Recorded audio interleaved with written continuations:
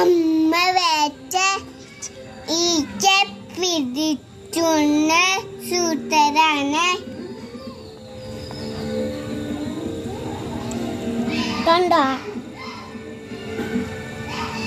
അപ്പൊ നിങ്ങൾ വെച്ച്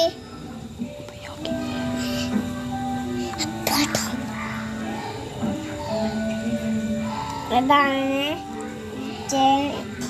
പിടിച്ചുന്നത്. ഇവിടെ ഈച്ചനൊക്കെ കമഴ്ത്തി വെച്ചിട്ടുണ്ട്. അപ്പൊ ഈച്ച വന്ന് കയറി വെക്കുമ്പോ ചാവും. വെച്ചിട്ട് ഉപയോഗിച്ചൊക്കെ അപ്പൊ അങ്ങോട്ടും കിട്ടും. ഈ മുഴുവൻ ഈച്ച പൂവും ചത്ത് കളിക്കുണ്ടാവും.